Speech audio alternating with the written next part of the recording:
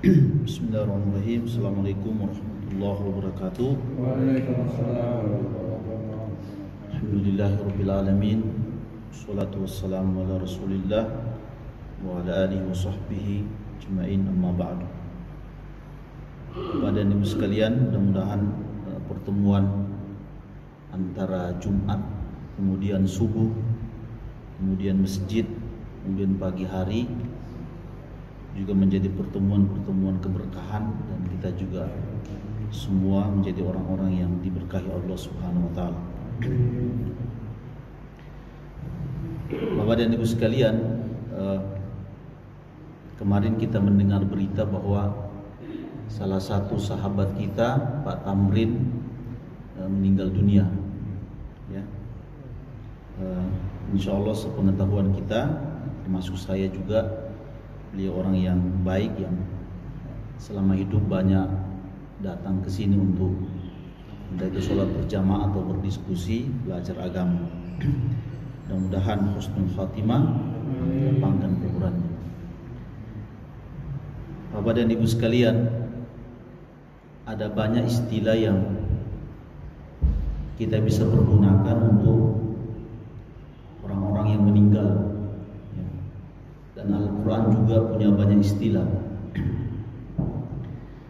Dan salah satu istilah yang paling tepat, yang barangkali cocok, ya, kita berikan kepada Pak Tamrin dan semua teman-teman kita yang selalu hadir dalam kebaikan, tidak sekedar mati, ya, tapi mereka adalah orang-orang yang sedang menepati janjinya.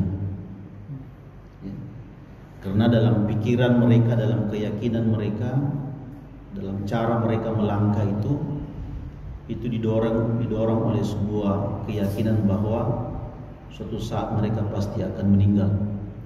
Karena itu mereka rajin datang ke masjid, rajin beribadah dan seterusnya.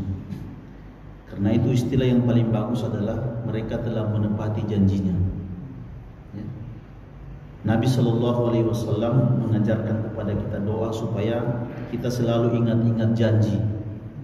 Ketika kita melewati kuburan, Nabi mengajarkan sebuah doa, Salamun alaikum ya ahlal kubur, wa inna insyaallahu bikum lahikun.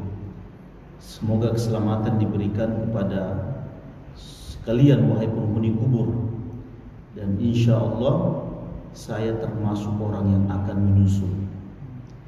Garis bawahi kata-kata insya Allah saya akan menyusul. Ulama dari Mesir, Raghib As-Sirjani, berkata itu adalah janji. Adalah janji.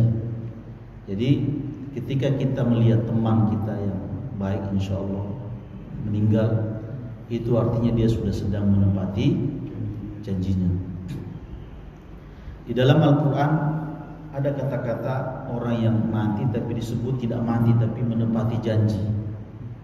Allah Subhanahu wa taala berfirman dalam surat Al-Ahzab, minal mu'minina rijalun ma sadaqu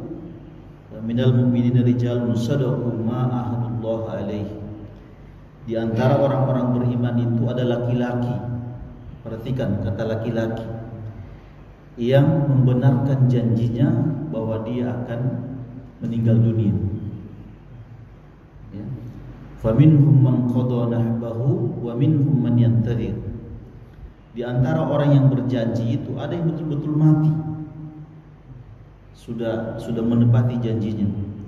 Tapi di antara yang menunggu itu, ya, ada orang yang di antara orang yang hidup itu masih ada orang yang menunggu. Nah, kita ini disebut generasi penunggu. Karena janji kita belum tiba.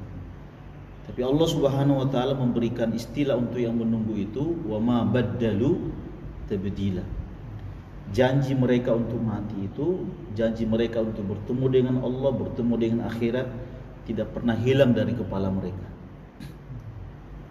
Saudara-saudara sekalian, betapa hebatnya orang yang di dalam kepalanya itu ada janji. Ya. Karena di belakang janji itu ada pesan besar bahwa dia harus persiapkan dirinya. Dia harus mengadakan lompatan-lompatan kebaikan ya, lompatan-lompatan kesolehan yang melampaui semua orang, ya. Karena ayat itu turun, ya, saya cerita sedikit, disebutkan dalam tafsir Imam Ibnu Katsir. Ayat itu turun karena ada seorang laki-laki, ya, namanya Anas ibnu Nadhr, yang dia itu di perang Badar tidak ikut. Karena dia tidak ikut menyesal karena ketinggalan kebaikan besar di perang Badar. Nah, karena tidak ikut perang Badar, dia kemudian berjanji. Dia bilang, seandainya saya masih bisa ikut perang, saya pasti biar Allah sendiri yang lihat apa yang saya akan perbuat di perang itu. Ternyata dia ditakdirkan ikut di perang Uhud. Jarak perang Badar dengan Uhud itu 2 tahun lamanya, ya. Nah, kata para ulama, di antara 2 tahun ini atau interval waktu ini, dia kemudian mempersiapkan dirinya, karena dia tahu dugaan besarnya pasti dia mati atau kemungkinan besar dia mati di perang Uhud. Tapi selama 2 tahun itu dia betul-betul memainkan perannya sebagai seorang muslim, gak main-main, ya, karena dia tahu pasti mungkin di situ.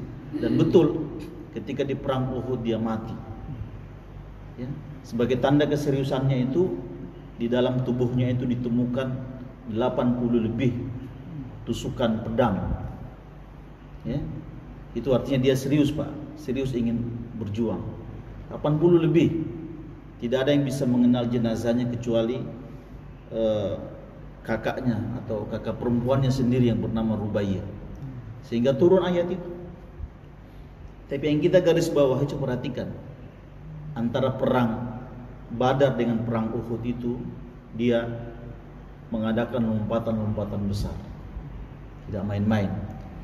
Dan kita ini, interval waktu kita adalah hari ini dan pinggir kuburan kita. Itu masih ada waktu untuk kemudian menghadirkan lompatan-lompatan kebaikan. Sehingga turun ayat tadi. Di antara laki-laki itu ada yang sudah menepati janjinya, ya. Orang-orang soleh terdahulu seperti Umar bin Abdul Aziz, mengapa dia berprestasi dalam waktu yang singkat? Para ulama dunia menjelaskan karena di kepalanya ada ingatan mati, ya, ada ingatan mati. Bahkan di akhir hidupnya dia berkata, saya tidak ingin meminta saya diringankan dari sakaratul maut, karena sakitnya sakaratul maut itu adalah pahala terakhir saya, ya, adalah pahala terakhir dia. Jadi seorang muslim itu diberikan pahala terakhirnya adalah ketika dia bisa sabar dengan sakaratul maut.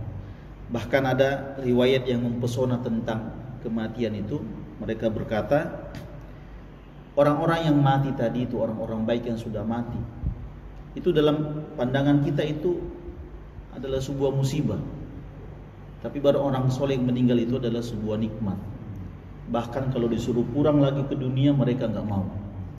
Seperti halnya mereka dulu ketika keluar dari perut ibunya, ya barangkali ada kekhawatiran, tapi untuk disuruh pulang ke perut ibunya itu nggak bakalan mau. Nah, seperti itu orang-orang soleh memahami yang namanya menepati janji. Dan masukkan kosakata menepati janji itu di kepala kita, supaya kita juga semakin baik di dalam Islam dan menghadapi kehidupan ini. Ini saja, hadanallahu wa iyyakum ajmain. Assalamualaikum warahmatullahi wabarakatuh.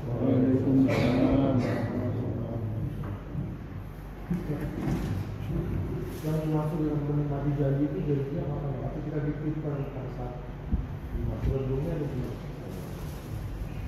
Kalau janji mati dari sebelum kita ini, cuman mungkin di sini maksudnya adalah memperbaharui janji, ya.